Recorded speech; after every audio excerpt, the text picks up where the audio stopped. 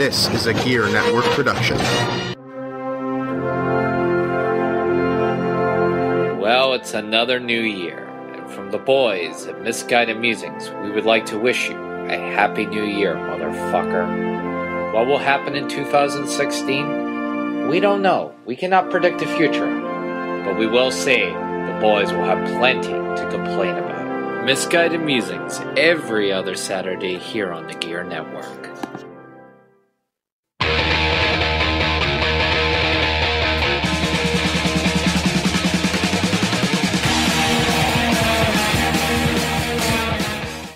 Hey everybody, and welcome to, I guess, episode 8.5, if you will. We wanted to get you guys out an episode, but we aren't a full group tonight, and we've all had some challenges getting this episode done, with the server being down and whatnot. So we're just going to do some current events and kind of dedicate the second half of the show to some dead celebrities. As always, you can find us on Facebook at www.facebook.com/misguided musings. You can also follow us on Twitter at Musing Podcast. I am at J_K_Oster, and Jesse is at HafrickinJ, HAF Rickin J. It's African with an H. Right, Africa with an H. Hello. People. That's Jesse. We do have Matt tonight. Say hello to the people, Matt. I have a Twitter too. Oh, it's at an eclectic taste. Oh, at an eclectic taste. You're never going to remember that, people, but it's at It's the most punchable. an eclectic taste. You can find him under Bill Castle if you search for people, so do that instead. You know, we wanted to make sure that we got something out for this weekend, even if it's just something kind of fun, verbal diarrhea. As Jesse would put it, our next episode will be verbal confetti to make up for it. Fuck doesn't love confetti. That's the most aggressive. Well, you know, I got to be honest. I fucking hate sparkles and glitter. Oh yeah, glitter is bullshit. No, it's like glitter is the terrorist of the craft community. It really is, man. Like all it takes is one little fucking like Hallmark card that has glitter on it, and you are covered in that shit. I went to a store after my birthday, like earlier last month, and someone like just had kept mentioning that there was glitter on my face, and so I kept wiping it off. And then it come to find out that I had glitter all over my hand still because I had opened up my birthday card. And so I was wiping more glitter on my face. It fucking sticks to everything. It's impossible to get off. That shit and cockroaches will survive nuclear winter, folks. As awkward as it would look, I wish I had a handful of glitter for every argument I ever got in, because there is no insult you can throw at someone as damaging as through like a handful of glitter in their face. You'd be like, oh, you motherfucker. It's going to be on me for like 3 days. A full handful? I would be so pissed. I would fucking throat punch you. And that's the problem, right? When you get that much glitter on you, like it looks like you just fucked a pixie. You go around places and people are like, "What the fuck's wrong with the guy in glitter?" That's actually a thing, though. Like, well, hipsters have started putting fucking glitter in their beards. So now, What? Yes, have you not seen this fucking trend? No, I live in Alston. It's almost as stupid as man buns. Alston, I realized, I used to think it was more of a hipster community, but it's the start of it, but it stays in the grimy. You don't get the really... Alston's fucking bro It has city, a bro man. That is community, full of but- like BU and BC bags. Yeah. But yeah, so look it up, dude. Glitter beards is an actual thing, and it's terrifying and stupid, and it makes me physically angry, because it's like a beard is decoration for a face. Glitter is decoration for a beard. You don't decorate which is decoration for a face. The beard is decoration. Yeah, you don't have to. That's the best part about it. You can braid a beard. You can absolutely braid a beard. Sometimes it looks badass. Like Scott Ian did it first. Or not first, but he did it primarily. I mean, the dude from Anthrax looks awesome. You can even dye a beard. It never looks cool. But yeah, glitter and beards is stupid.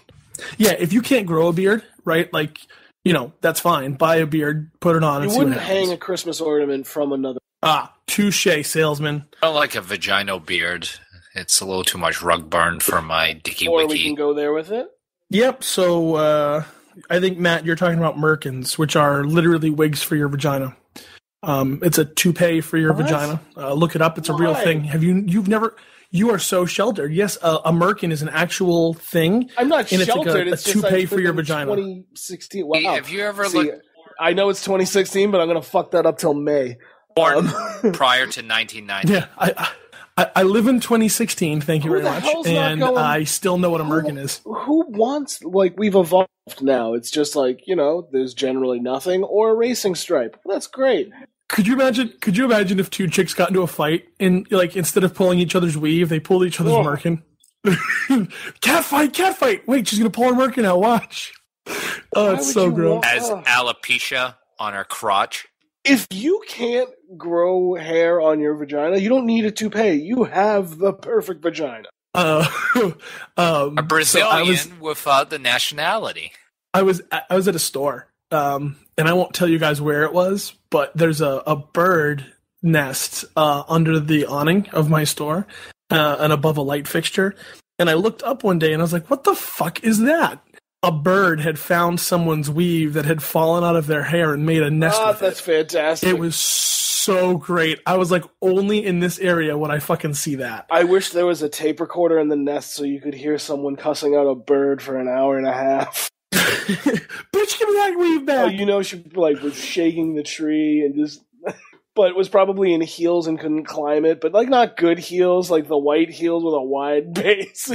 Yeah, like the ones that they can't actually walk in, so climbing a tree becomes impossible. Did you put that in while your kids ran amok. Listen, it was TJ Maxx, all right? Listen, I got it from Bradley it's before classier. they closed. I just keep them in nice condition. Listen, I went to the Goodwill store, and I found these, and they sold them to me for $0.25 a piece, all right? I got a bargain. They're patent leather. Gross. Let's get into some current events real quick. I want to get some of your guys' opinions on things. I got opinions. Donald Trump was bested by a woman, the female moderator, Megyn Kelly of Fox News. Because he's a dick. She Pretty woman with a weak chin. Well, she's not as handsome as Ellen DeGeneres, but what can you do? She was leading he made the assertion that she was leading the candidates to beat him up in the last debate unfairly, kind of giving them stuff against him to say. And he's always had like a beef with Fox News and the way they run the debate because, they're Republicans and Republicans don't typically like establishment. Republicans don't typically like Trump. Oh, I'm sorry. I thought you meant Republicans don't typically. Yeah, well, that too, but either way, Trump has now come out on Twitter. He's not going to go to the debate on tomorrow, because Megyn Kelly is going to be the moderator of the debate, and he doesn't want to have an unfair situation happen again. And I'm like, I think to myself, I'm like, this guy is the one who says he's going to deal with Putin in like China and North Korea and Iran. Jordan, to be honest with you, he looked at the calendar and said it was that time of the month for her, so he was Did you see what he said on Twitter about her today? Like, that was time of the month. He said some he said some nasty shit on Twitter about her today too, and but he looks so weak because everyone's like, oh well, he can't handle a woman who sits behind a news desk. His supporters are like, anytime that guy comes out and says something, you're like, oh, that's it. He's done. Dude, anytime someone says they support Donald Trump in like sincere manner, where they're like, no, I really like his message, I'm like, oh, I didn't know you were so dumb. Like, yeah, right. That's exactly it's really how I feel, helping actually. me filter like the people I have conversations with. Because some people are like, no, Donald Trump's got the right message. I'm like, oh, I didn't know you were retarded. Oh, yeah, right. That's almost heartbreaking. I liked talking to you, but now everything you say is invalid because I know you have a child's mindset. Listen, it's not their fault. They're special, okay? That happened. I laughed. I cried. It was a blast. I don't know if you guys heard this. Donald Trump also was being interviewed, and he literally, these words exactly as I'm about to deliver them came out of his mouth. And he said that he could go and shoot someone in the middle of the street on Fifth Avenue, and his poll numbers would not go down. And I was like, this fucking guy is so out of touch with people. And then his poll numbers didn't go down after he said that. And I was like, you're goddamn joking me. People actually respond well to that. You know what? He's not wrong, apparently. No. Look at Ben Carson when he talked about almost killing like that guy. Reverse Batman. He's not the president that we need, but he is the one that we goddamn deserve. I couldn't believe it. And again, he's not going to make it past the Republican National Convention, and neither is Ted Cruz. Ted Cruz. Yeah, but you know what the problem is he's not going to perform well enough in the primaries to give him without the help of superdelegates. And we're stuck with Ted Cruz. Joseph I think Carthy. Trump will get the nomination. Part 2. I don't think he will. Just because of the demographic that he's reaching on the Republican side is really buying into his shit. The people who are realistic that, actually matter in politics are now realizing how much their scam works because Republicans, will market themselves towards the dummies that are they'll go heavy on the religion thing and stuff like that. Trump's got those people now. The people who actually take shit seriously are realizing that they're the only ones left, but they're not enough. Trump is reaching the general dummy that could overpower that and get him that nomination. I don't believe it because as soon as he hits like Super Tuesday and you actually start to hit some of the more educated states, and I'm not trying to be an asshole, but you get to a state like North Carolina that's very progressive. You're going to have Massachusetts in that's also very progressive. He's not going to do as well in those states on Super Tuesday, and I think that's where you're going to start to see the people who are in the back of the pack pick up, and a lot of people are actually expecting Governor Kasich to do much better. But anyway, there's someone who is trying to join the election, and who was the former king of New York, Michael Bloomberg. Yeah, there's rumors that he would do that. Fuck. But can we all just get really excited that regardless we can celebrate another 4 years of a Democratic president? Listen, the way I look at it is there's a very strong chance that Bernie gets the nomination, especially if he can torch her Hillary in New Hampshire, which it looks like he's doing. He's owning her in the polls in New Hampshire, and they're neck and neck in Iowa. But dude, see, my biggest fear is when they actually get to like some of the other states, like California. Like even despite people say, "Oh, California's a progressive state," but once you go outside of LA, San Diego, and San Francisco, it's actually a very conservative state. Like Bakersfield. But you know what's interesting though is with younger people, he's doing so much better than Hillary is, and I think the younger people are actually going to turn out to vote for him, and I think it's going to be huge. It's not a dog; it's Marie. I'm sure. She comes in like a tornado, it sounds like. It's the fucking Tasmanian devil's loose in Matt's apartment right now. I think he probably just muted himself. Home from work. Yeah. Yeah, that's exactly what she was doing. She was at the strip club throwing ones at some college guys. I don't think so. So, I don't think that Bernie will do as badly as people think he will when it comes to some of the more conservative states, but in order to gain some of that momentum that he's got, Hillary's going too far to the left, which is why Bloomberg wants to join the race. And if Bloomberg joins the race as an independent, I don't think it's going to hurt anybody but Hillary. Well, I do see this. Because Bloomberg and Bernie don't have the same message, but Hillary and... The thing about Hillary, she's very pro-military, like very pro-neocon. I mean, she's basically come out and...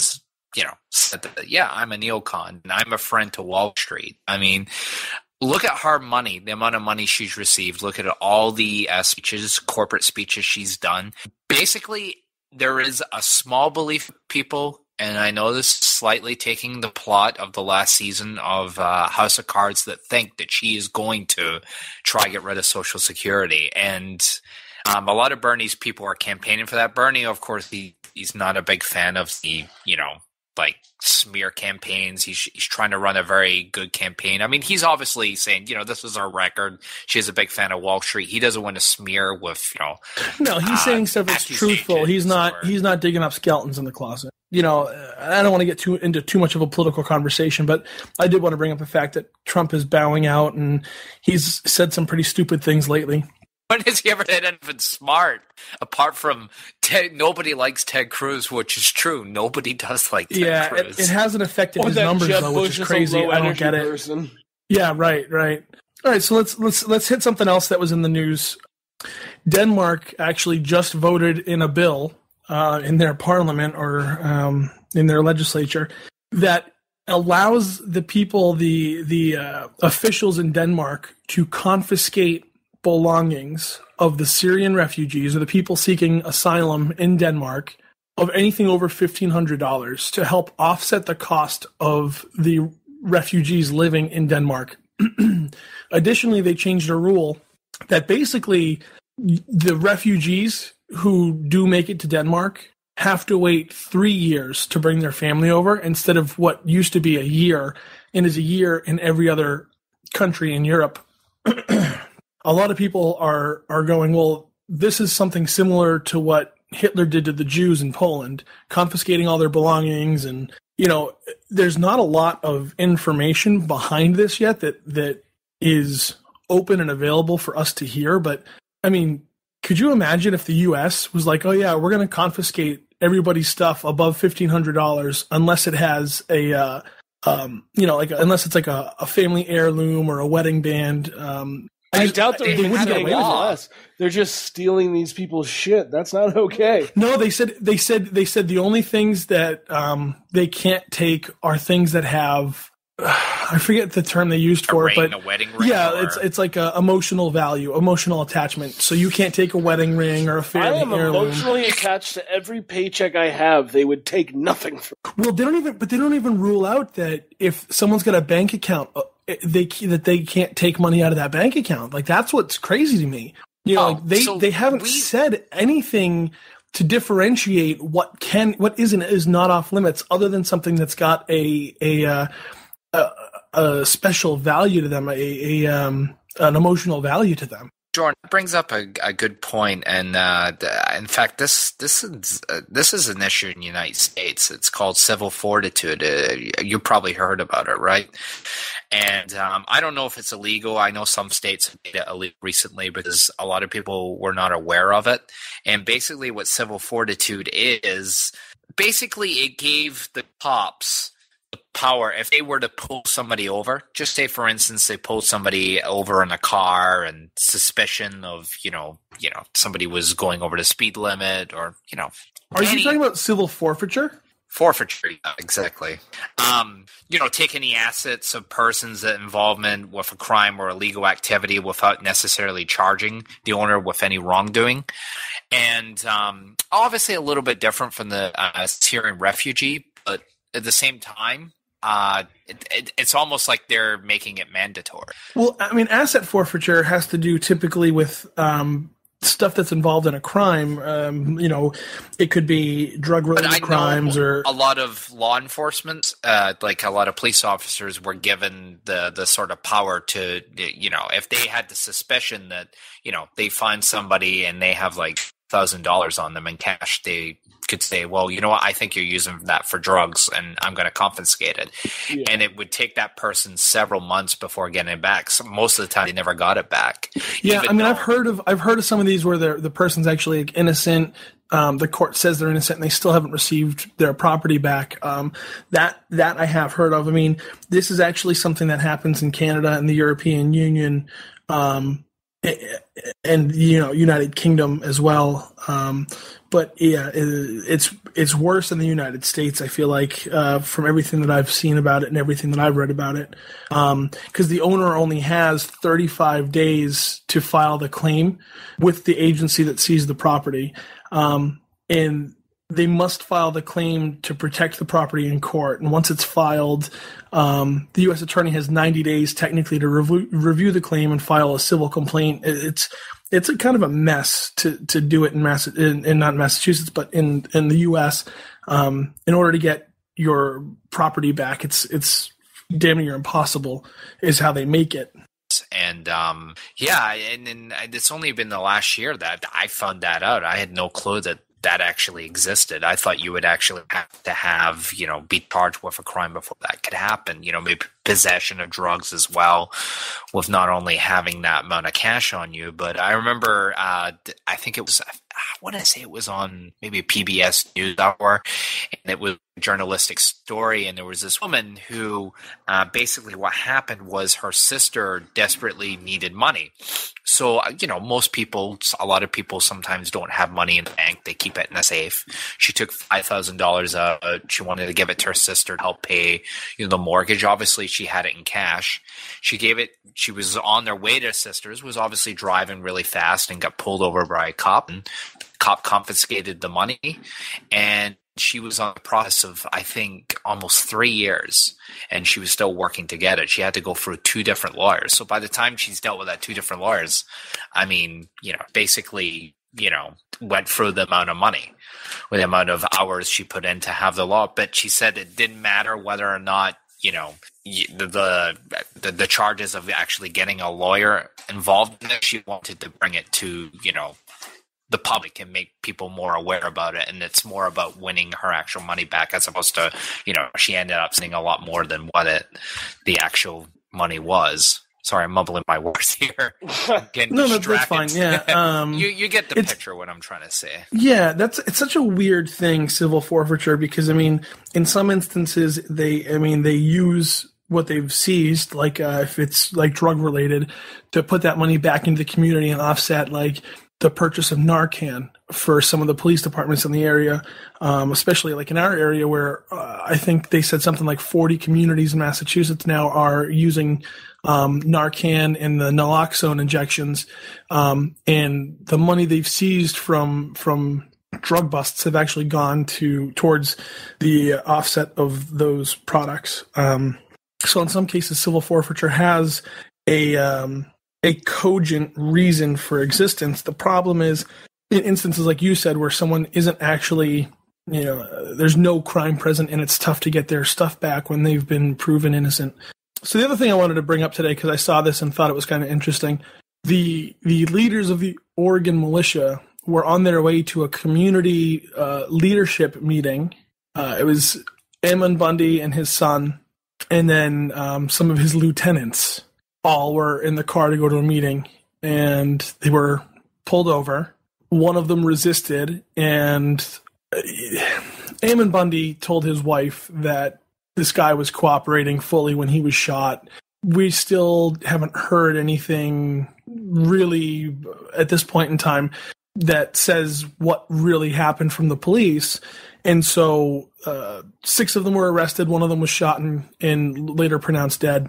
And now the FBI and federal agents have set up checkpoints around the Malheur Wildlife Preserve, and they're slowly bringing people out, these militia members, and getting them out of the wildlife reserve. And there's actually a guy, this fucking idiot, like posted a video on YouTube and was like, we're ready for a fight, come and get us. And he was all fucking gung-ho about, I'm going to start shooting up people because we lost somebody and, you've used force against us. And I'm like, all right, well, you've now threatened federal agents, so congratulations, you're going to get shot, and they're going to fucking flashbang and just clear out the whole building and say, well, they opened fire on us and we took casualties, sorry.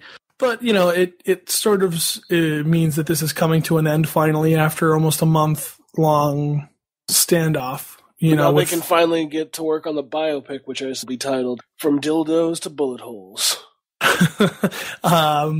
Bullet-ridden corpses, bullet holes, same difference. We don't want to make light of anybody losing life. The first time I lost my anal virginity was when I put one of them books up there, and it was layered. I'm confused by the Scottish Southern accent. It's very confusing. Shooting bullets up their assholes. Right, yeah, no, I got that. I don't think it's a good analogy people from the whole people militia from Oregon don't typically bullets sound up your assholes. Southern, though. That's confusing.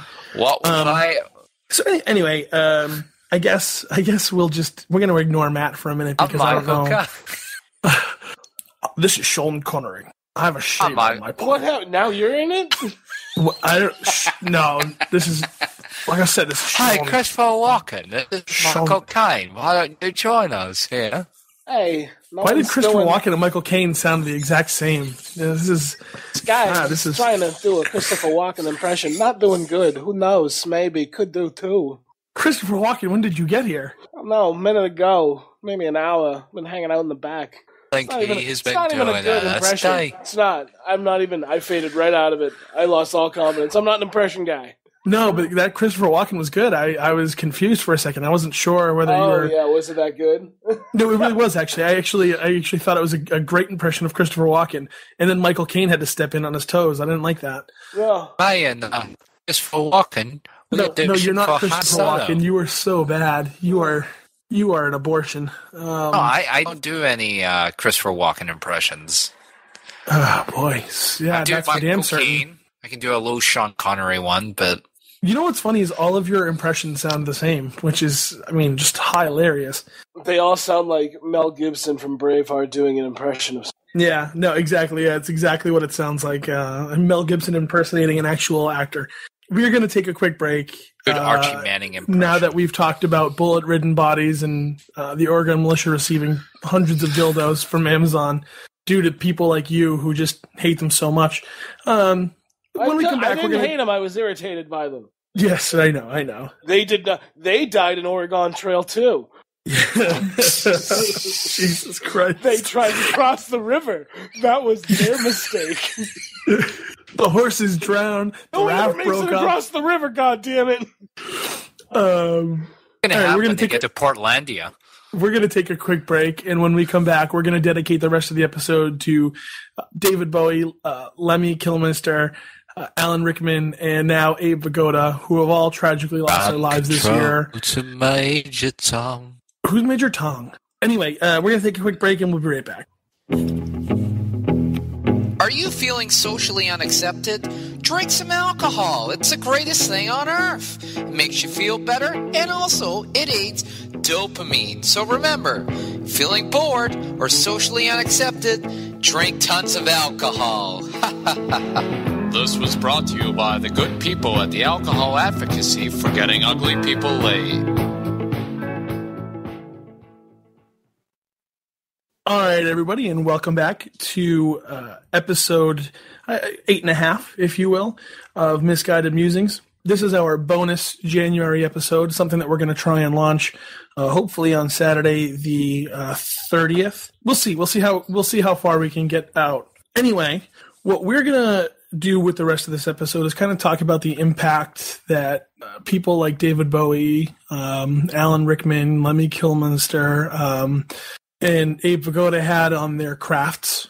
And we're going to we'll play a couple of tunes, if you will. That's Scott Weiland. Yeah, I want to talk about Scott Weiland, but yeah, he died last year, and he didn't die. Oh, did Lee Kilmister? He died on the 28th. Here's the thing. Everyone else's wasn't their fault. Scott Weiland's was. Yeah, everybody else was of cancer, with the exception of Abe Vigoda, who just died of being bored. You think those hairy ears finally got to his brain and just like dented it so much? I mean, the dude was 94 years old. He lived a great life. My favorite memory of Abe Vigoda was when Conan O'Brien did failed Star Wars characters. And so he rolled Abe Vigoda out on stage, and it was Abe Vigoda in like this old man red sweater and like Yoda elf ears. And he just kind of walked across stage, and that was the whole... Like, he was on the Conan O'Brien show for like 35 seconds walking across stage, and people loved him for it. It was so cool. But one of my favorite memories of him, because he like never took anything seriously when he did stuff like that. He never took himself too seriously. He was a great actor too. Loved him in The Godfather. But yeah, I don't want to talk about Scott Weiland because that's self-inflicted, Cancer's different than ODing. Well, you could say Lee Kilmister and David Bowie were too. I mean, nope. Cancer's different, man. Cancer's totally different. Yeah, but it wasn't genetic. I mean, both of those people were train wrecks. Yeah, man. I have to agree with Jesse on this one. I'm not on board with cancer being their own fault. You can't say that cancer was their own fault. Yeah. I mean, I guess to each their own, but I think a drug overdose, we shouldn't glorify somebody for that. My own opinion. Some people are just, they're more fun on drugs. Yeah. I mean, it sucks he had a family, but, he was wealthy. They're going to be taken care of. And it didn't seem like he was that bothered with his kids, too. Money doesn't heal the emotional abuse of living with an addict. Like, the damage, never mind. We'll go past it. But his kids didn't live with him. Listen. Let's stay away from. We were here to talk about legends, not Scott Weiland. Okay, so let's talk about Lemmy Kilmister. Now, I like Motorhead. I wouldn't say I'm their biggest fans. I do think that they were very influential for metal music, especially the late 1970s all the way till, I mean, they were still relevant up until today. I mean, they were still releasing albums. To me, they were almost like the metal version of AC/DC. Same. That's actually not a bad comparison. Wall of sound, fast, abrasive, but they wrote anthems as well. And I think one of the cool things about Lester was that he was a real antithesis. I mean, he was basically kind of like the metal version of Keith Richards. I mean, everybody was surprised that, he lasted until 70 because, I mean, this was a guy who, drank a whole bottle of Jack Daniels in a day, smoked a cigarette every 10 minutes. He had his moments of doing drugs. He, believe it or not, he was actually in the band previous to Motorhead. He was a band called Hawkwind. If you ever get a chance to listen to them, they were really good. They were like an early 1970s group. They sounded very similar to Caius. And when he was fired from the band, it sort of sobered up a little bit. And eventually they started speeding up the tempos. All right. So I apologize for that. I'm getting off track. But I mean, obviously Ace of Spades was a big hit from them. That was a great song. And I think Jailbreak is a great song. Triple H's theme music. Come on, WWF. I got us all into it, Jordan. And I gotta be honest, we were watching together when he was doing absolutely. I mean, he was such a huge and actually Lemmy himself totally gave permission and was completely behind the use of that song for him. And Triple H was such a huge fan of Lemmy that he actually modeled his mustache and beard after Lemmy. Lemmy is so badass that his facial hair style, that's just called a Lemmy. That's the name of that beard style. I understand that. Right. I understand that. That's the name. Believe it or not, the mixologist, I fucking hate mixologists. I've already went on a tear about that. But okay, right. So the mixology book now wants to add, Jack Daniels and Coke. They want to call it the Lemmy. So I just want to do a quick clarification, Matt, because we know that both Lemmy and David Bowie died of cancer. David Bowie had liver cancer and Lemmy had prostate cancer. As official, Lemmy had brain cancer and neck cancer as well. But it started in his prostate and spread to the rest of his body. Which is just crazy. I mean, and also, too, this is a great story, too, about Lemmy. I listened to an interview with him back in September, and they were asking him about his health issues because he was walking around with cane. By the way, he was still touring up until 2 weeks before he died, which is just insane. And they asked him, you look like you're failing in health. And he was like, yeah, I'm trying to be a little more healthy. I got diabetes and, I've got all sorts of blood disorders. So, yeah, I decided to quit Jack Daniels. So now I've switched to vodka. It's made with potatoes, so there's a little bit more nutrients. I just thought I was fucking badass. This was a guy that he was not catering to sobriety. He wasn't going to give it up. This was a guy, he didn't believe in the Who philosophy, I hope I die before I get old. It was, I'm going to die old, and I'm going to die because that's just the way it is, I just thought there was something badass about him, and I think he's definitely rock iconoclast for that matter. I also want to clarify, Alan Rickman had pancreatic cancer, so none of them actually died of cancer that could have caused by smoking or anything like that, which I think is interesting. Fucking Hans Gruber. I know. Oh, we'll get into him.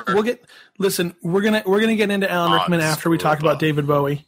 Was anyone else here introduced to David Bowie as a child through watching The Labyrinth? I was not only. I mean, I knew of David Bowie. I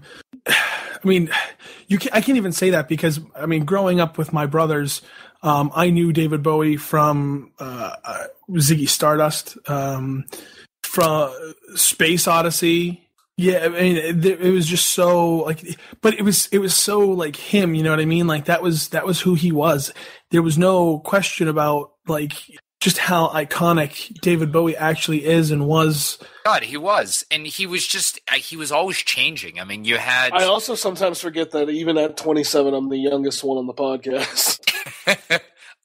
David Bowie was played in my household because my dad said that the first album he ever bought was Hunky Dory, which is probably one of David Bowie's more prolific albums. So he was played in my household.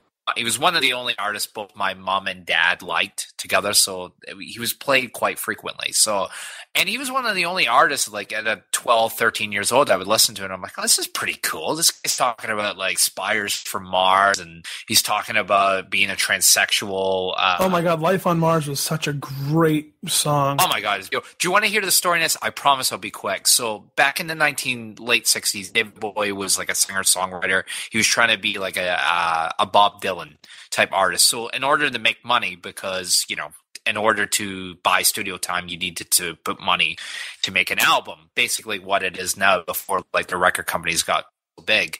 So he started writing songs for standards. So basically this was a time when singer-songwriters like Neil Diamond would write songs for like the Monkees, and I believe Harold King wrote some songs for Please pop don't give artists. us a backstory of every term. It won't be a quick story. Okay. All right. So David Bowie. And then they went on a ship, which is a floating device that you put in the water that holds people and transports them across large bodies of water. Anyways, they're on the ship and they ran a microphone, which projects your voice across a crowd. Sorry. And then Spider-Man jumped out of a toilet. I'm not sure what Spider-Man was doing in the toilet. I'm sorry, but Matt. I didn't mean to torpedo your story. I was making it sound like fucking biography. I was being such a pretentious fuck. All right, I admit it. But anyway, so David Bowie wrote. Frank Sinatra was supposed to, the song "My Way." So originally that was a French song. I can't remember the name of the song. But anyway, it was this French song, and David Bowie was told to rewrite it and make an English version of it for Frank Sinatra. So he arranged it a little bit differently, and he wrote it this really cheesy title called "Only a Fool Could Fall in Love," and he sent it away to the song standards of the record company. They rejected it. They ended up taking Paul Anka's version of "My Way," which ended up being one of Frank Sinatra's biggest songs of all time. And basically David Bowie was a little disappointed by it because it was such a beautiful French song. I mean, it was like a pop hit in the early 1960s, and he thought he came up with a really good arrangement. So when he was making Hunky Dory, he recaptured that chord progression, and he ended up creating Life on Mars. So Life on Mars was kind of like a fuck you to Frank Sinatra's record company of, yeah, you reject my version of "My Way. Well, you know what? I wrote this song fucking 10 times better, and ended up being perhaps one of the greatest pop songs of all time, in my opinion. I love that song. No, it's quite all right. It's quite all right. I love that song. I liked his new album, Black Star. I thought that was a fucking... Black Star was a fantastic album. And he definitely released that album. He knew he was dying, and he definitely had released that album. Obviously he didn't know he was going to die 2 days after the album released on his birthday, but he knew he was dying, and he knew that he wanted to release it before his death, kind of as an ode to his fans. And it's such a beautiful album. Lazarus, Black Star's a great one. It's such a his whole collection is such a great. It's just such a great discography. You can't. Like, out of all the old, classic rock stars, you could think of like the Rolling Stones, Bob Dylan, Paul McCartney, name a classic rock star. David Bowie was the only one where you look forward to an album coming out, because it was like, okay, he might be in his late 60s, but he's still producing great music. It's not going to sound like anything he ever created, and it may not even sound like anything out there in music today. That was the great thing about him. He was always changing. He was such an innovator. Yeah. He was a true definition of an artist. He would reinvent himself for one album. What was that country singer that had Garth Brooks? He had that weird alter ego. Even that alter ego came up with multiple albums, and it was just David Bowie was like, I want to do this as an artist, and I'm done. And would move on to the next. Yeah, and then he would leave behind. Yeah, he would leave behind the Ziggy Stardust, and he would then become something different. And he became, and it's just so he's so innovative and so ahead of his time when it came to that music. He's somebody that the music community truly will miss. Not that Lemmy isn't, but I feel like David Bowie's impact, I feel like might just be greater than Lemmy's as far as up there with the Beatles, in my opinion. Absolutely, absolutely. So let's quickly hit on Abe Vigoda because I do want to talk about Alan Rickman in some length. Abe Vigoda, I mean, I knew the name, but I was the least familiar with Abe out of everyone. Well, I mean, even I've never seen like. Here's a don't weird, say it. Don't say it. I want to hear it. You've never seen The Godfather. All three. Not seen the second one. I want to see the second one so badly. I love the first one, but I haven't seen the second one. Listen, even seeing the first one, great. Not seeing any of them, what the fuck?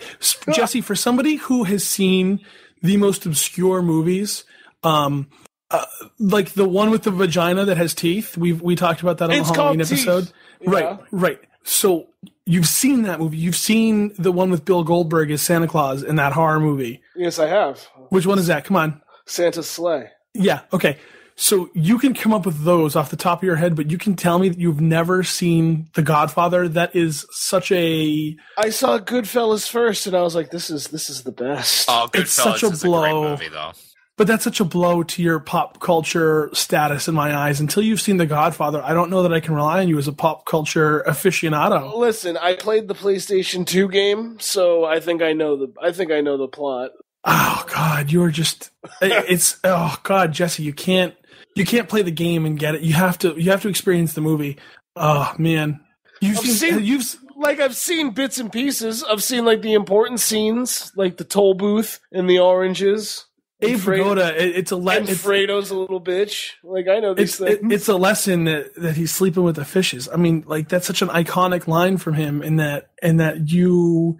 Yeah, because the guy gets strangled, and then you got to chase the guy down the alley, because the game was made by Rockstar, so very similar. Oh my God, you're the worst. I don't even know how... All right, anyway, so Abe Vigoda was such a great actor. I mean, he could adapt to so many roles, and he had that funny role in Barney Miller where he was kind of like the comic relief. He never, like I said, he never took himself seriously. And like I said, my fondest memory of him as an actor was being able to go across the stage at a Conan O'Brien show as Abe Vigoda. I always remember that because here's this old grandfather looking guy, and he's a murderer basically in The Godfather. Do you know he was 48 years old when he played that role in The Godfather? He looked like he was like 70. Yeah, right. It's unreal, but I mean, he always looked old. Like in any of the pictures you see of him, he's always just been older than he really is. And at a certain age, he died. Everybody was like, "Oh, this is the hoax." Right.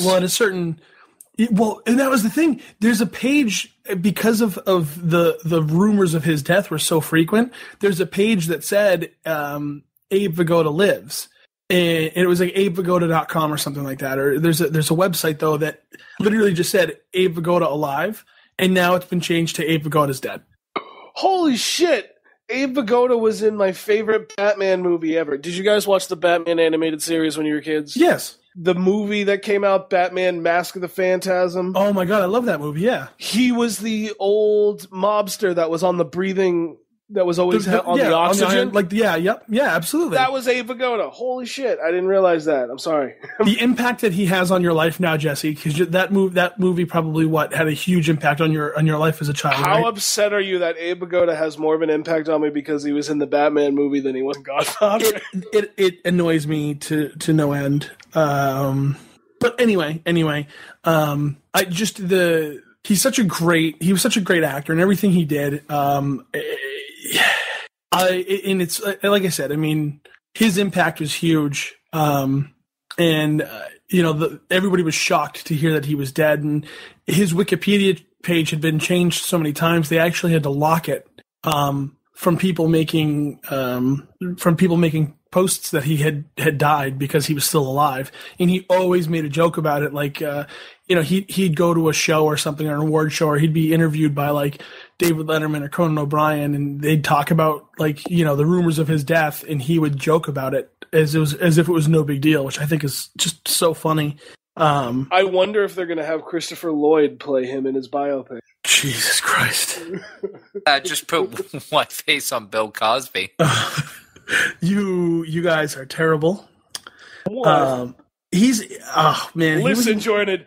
Abe would get over it. Abe would get over it. Yeah.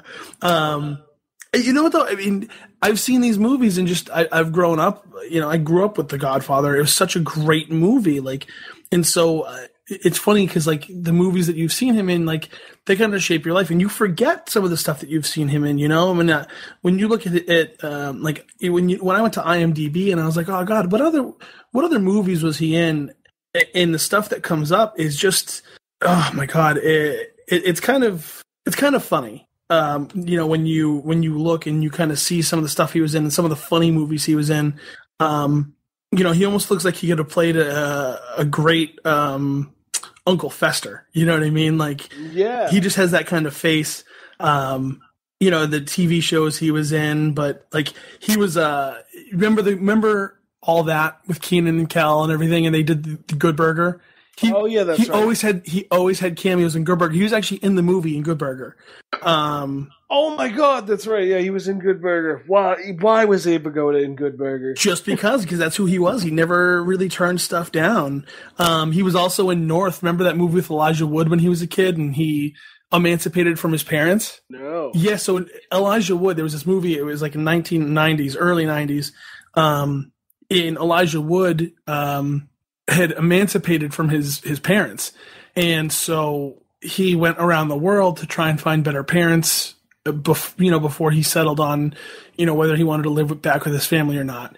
And Abe Vigoda was a grandfather in Alaska to Elijah Wood for a brief period in time while he tried to figure out if he wanted to become an Eskimo or something. It was crazy, but I remember I remember now, like, looking back at that and being like, holy shit, like, this guy was in a ton of movies. He was the grandfather in Look Who's Talking. Unreal how many, like, movies that I've seen. Oh, he was also the judge in Jury Duty with Pauly Shore.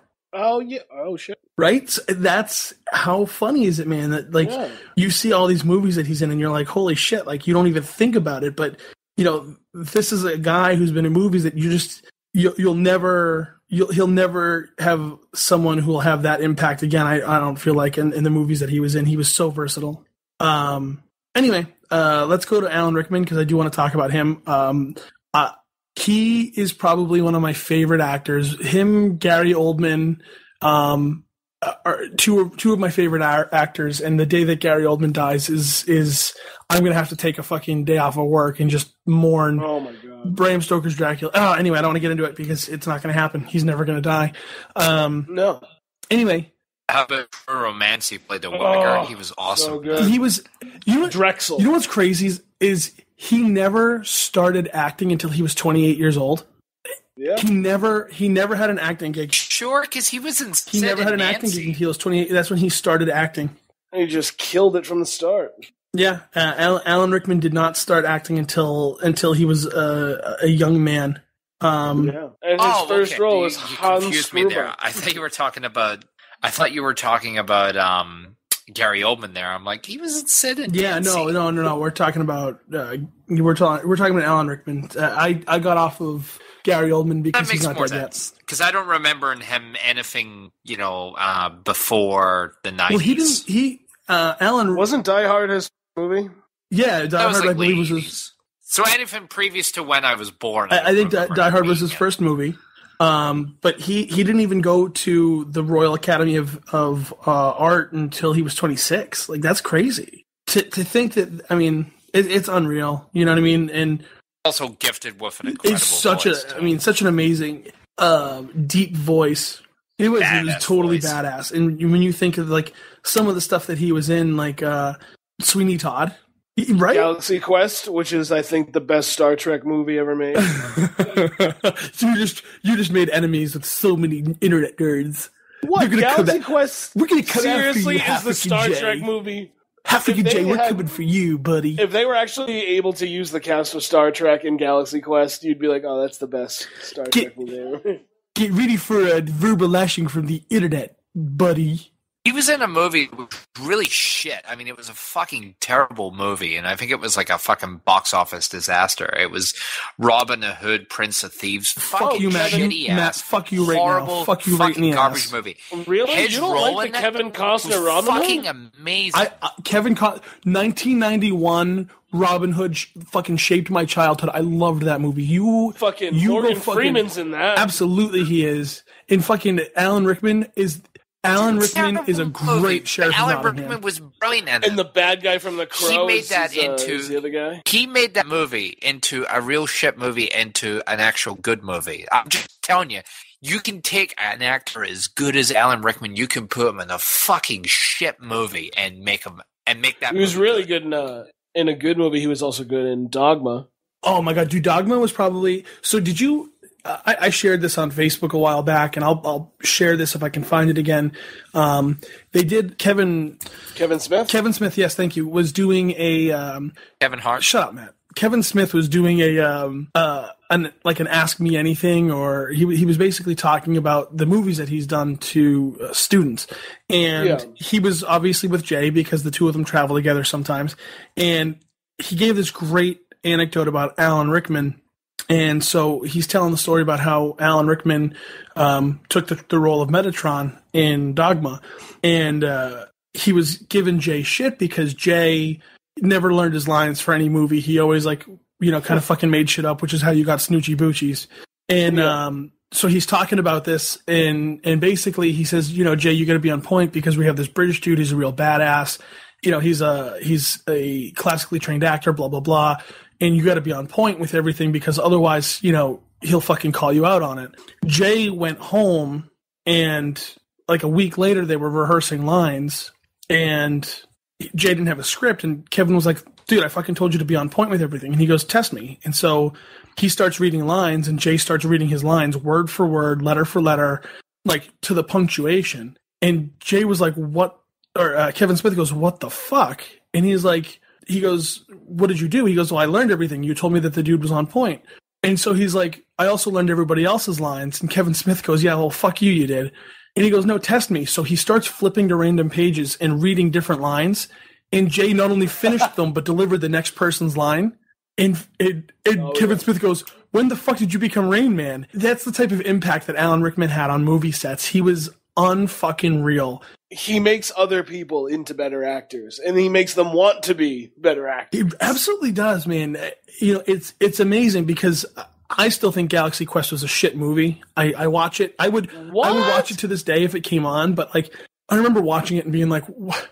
Watch it through adult eyes, start to finish, and you're like, "Oh, I know exactly what they're going for." I have not watched that movie in probably, I would say, 10 years at least. I was probably still in high school.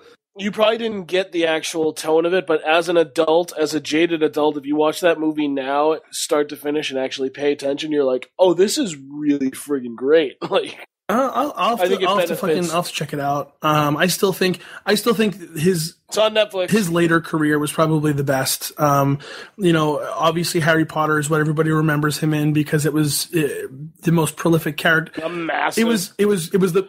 I thought more people remembered him from Hans Gruber though, because a lot of people remembered him from Hans Gruber, but the problem is this generation has had the Harry Potter books. And when he started to play Snape in Harry Potter, he just became instantly recognizable as probably one of the most influential characters in the movie. Obviously, he's an influential character in the book if you've read it, but people today see him and all they see is Snape because they've probably either A, not seen Die Hard, or B, they're fucking 14 years old and watched, Harry Potter in 2000 and fucking whatever when it came out. And also, don't forget his role in Hitchhiker's Guide to the Galaxy, another book adaptation. I loved that he was the robot in Hitchhiker's Guide because he played such a great melodramatic robot. It was like so depressive. The stoic, depressed robot. Oh, so good. And he was also in, like I said, Sweeney Todd, but Alice in Wonderland, he plays the caterpillar, which I think is also such an awesome role for him. And that was his last, and that'll be his last movie, unfortunately. The other, was a great cameo he had, I think, also that people don't give him credit for, was Ronald Reagan in The Butler. I never saw The Butler was a great movie. As much as it was. I heard it was really racist. Isn't that the point of the movie? Well, it was very condescending. It was one of those things like you should feel bad because you have white privilege movies, but it was a great film. Only kind of. It was a great film. It's just me. Yeah, well, you're only half. You only have to feel half bad. it was a great film, but Ronald Reagan treats the butler like a human being, and he talks to him and whatnot, and Alan Rickman plays the Ronald Reagan character, and it was such a good role, a good cameo role for him. It wasn't a huge role, but definitely you see it and you're like, oh, that's kind of fucking cool. So, but I think to me, Butler, I want you to get me some fresh strawberries. Why is he from the field? I don't, Matt, I think you should leave the impressions to other people now. I feel like you keep saying you're about to impersonate someone, and then you impersonate someone completely different and not even related. Right, yeah, like this was bad. We should never let Matt do impersonations again. But yeah, so I to me, Alan Rickman has had a bigger impact, like on the things that I've watched. I feel like, I've seen all the Harry Potter movies, starting, I guess, most recently, I've seen those.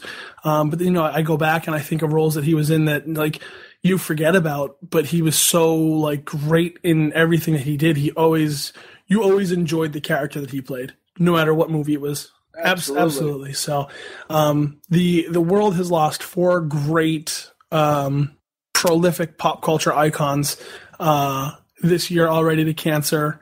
And, that's pretty fucking depressing.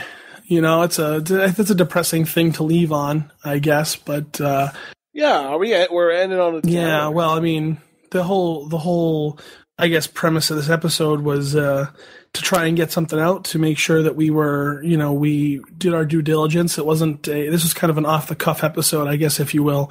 Matt, what song do you want to leave the listeners with? I know you said you wanted to do a David Bowie song. Any idea what you want to leave the listeners to as we say goodbye? Lazarus. You want to do Lazarus? Okay, man. So as we say our goodbyes here for this episode, you're going to be treated to the dulcet tones of David Bowie and Lazarus. The song can be purchased in the iTunes App Store, and we will provide a link to that on our page. You have been listening to episode 8.5. I guess it's a full episode. It wasn't a mini-sode like we thought it would be. As we're over an hour now, so congratulations, you've made it with us that long. So we're going to go ahead and just call it episode 9, minus our sound engineer. Can we still mistitle it a mini-sode? We will. I will mistitle it the Minisode. As always, you can follow us at Facebook at www.facebook.com/misguided musings. You can find us on Twitter at Musing Podcast.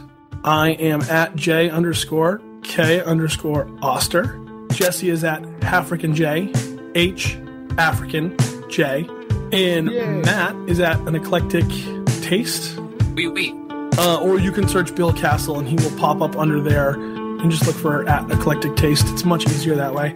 You have been listening to Misguided Musings, brought to you exclusively on the Gear Radio Network.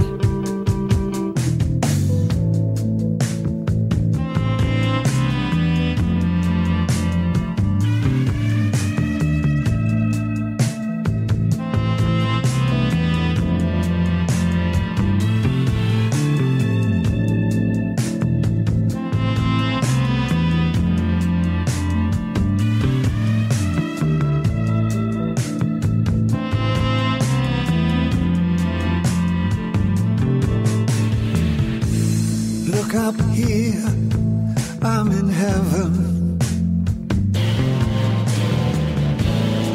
I've got scars that can't be seen. I've got drama, can't be stolen. Everybody knows me now.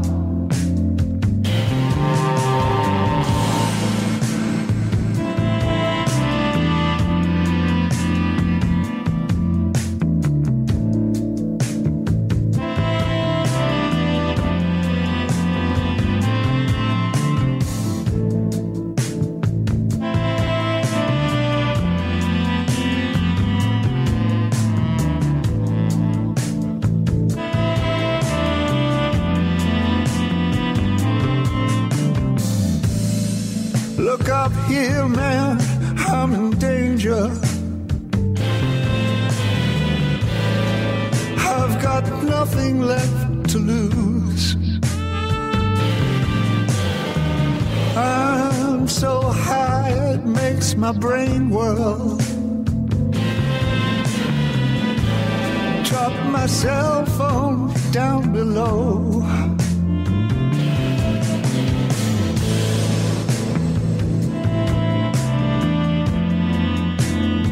Hey, they're just like me.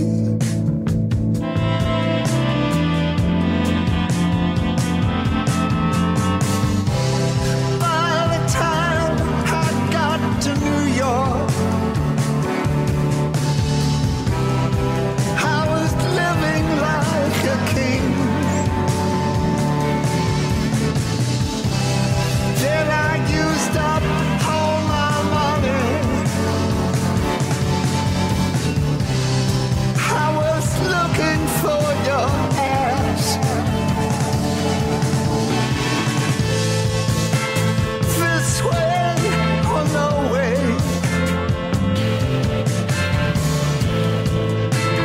You know I'll be free.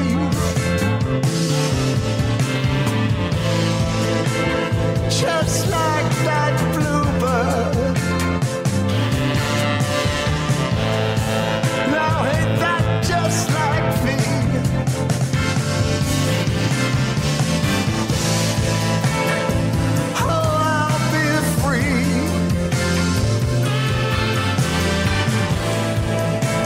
Just like that bluebird. Oh, I'll be free.